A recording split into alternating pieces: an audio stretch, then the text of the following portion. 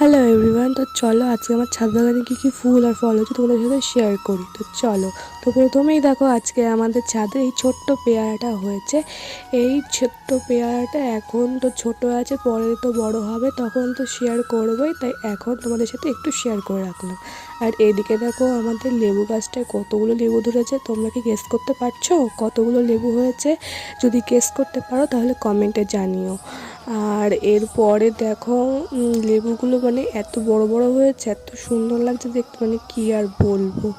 তাহলে এরপর দেখো আমাদের ছাদে হয়েছে এত সুন্দর একটা ডাবল পেটালের একটা অ্যাডেনিয়াম, যেটার কালারটা খুবই মিষ্টি, একটা রোজ কালারের একটা। আর এখানে দেখো ছোট্ট একটা টবে লাল রঙ্গন পুরো ফুলে ভরে গেছে, আর কত ছোট ছোট কুড়িও এসেছে, যা দেখতে এত সুন্দর লাগছে।